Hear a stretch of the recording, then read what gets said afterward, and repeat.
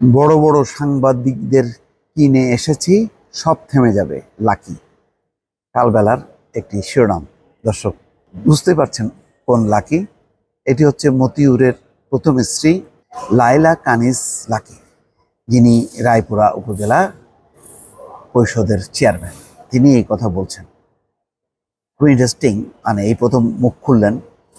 এর আগের দিন তিনি এক সপ্তাহ পর অফিসে আসেন, সেদিনও কথা বলেননি, সাংবাদিকদের কোনো প্রশ্নের উত্তর দেননি। আজকে কিন্তু আনুষ্ঠানিক কথা না বললেও তিনি একটি মন্তব্য ছুড়ে দিয়েছেন সাংবাদিকদের প্রতি। এটা সাংবাদিকদের জন্য অত্যন্ত লজ্জার ব্যাপার।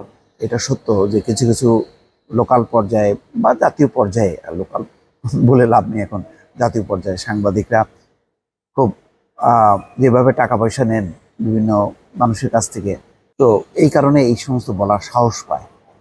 নতুবা এই একটা বক্তব্যের কারণে কিন্তু সমস্ত সাংবাদিকের উচিত তাকে বয়কট করা বা প্রতিবাদ করা। কিন্তু ওই প্রতিবাদ করার সাহস আছে কিনা আমার যথেষ্ট সন্দেহ হয়। টানা 2 সপ্তাহ আত্মগোপনে থাকার পর অবশেষে লোক লজ্জার পর্দা সরিয়ে জনসম্মুখে আসলেন এনবিআর সদস্য মতিউর রহমানের প্রথম স্ত্রী লায়লা কানিজ লাকি। বৃহস্পতিবার নরসিংদীতে নিজ উপজেলার 2টি অনুষ্ঠানের প্রস্তুতি সভায় অংশ নেন তিনি। সেখানে সাংবাদিক প্রবেশে ছিল নিষেধাজ্ঞা। অনুষ্ঠান স্থলের বাইরে সাংবাদিকদের এড়িয়ে গেলেন প্রত্যক্ষদর্শীরা জানান। গাড়িতে ওঠার সময় দাম্ভিকতার সুরে লাকি বলেন, বড় বড় সাংবাদিকদের ম্যানেজ করেই এখানে এসেছি। পাছে লোকে কত কিছুই বলে, তাতে কিছু আসে যায় না এই চেয়ারম্যান লাকির। এবারের ঈদে সাদেক এগ্রো থেকে 12 লাখ টাকার ছাগল বুকিং দিয়ে সামাজিক যোগাযোগ মুখে তোপের মুখে পড়েন মুশফিকুর রহমান রেফাত, হচ্ছে সেই মতিউরের দ্বিতীয় স্ত্রীর সন্তান। আয়ের উৎস অনুসন্ধান করতে গিয়ে বেড়ে আসে থলের বিড়াল, খুলে যায় এক সাধারণ এনবিআর কর্মকর্তার অসাধারণ দুর্নীতির মুখোশ।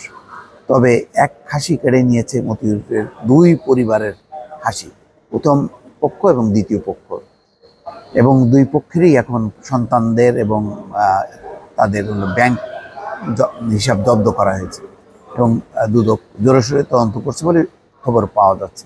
ঈদের আনন্দ ছিল তাদের পরিবারে। বিপদ আন্দাজ করে ঈদের পরপর মাকে নিয়ে মালয়েশিয়ায় পালিয়ে যান ইফাত।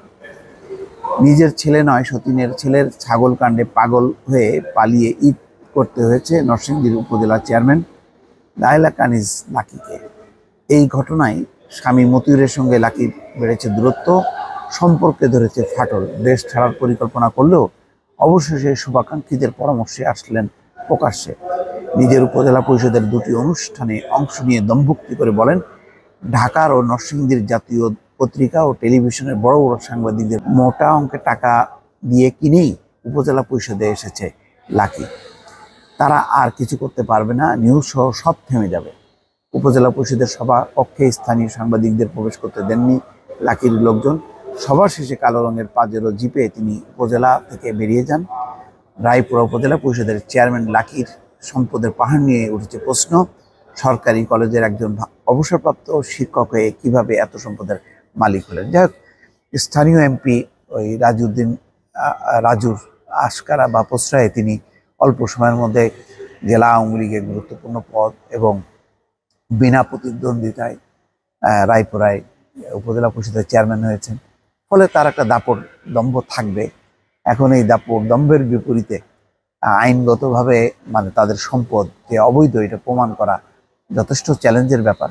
সেই কাজটি কতটুকু করতে পারবে সেটি এখন দেখার অপেক্ষা। দর্শক ভালো থাকবেন। আল্লাহ হাফেজ।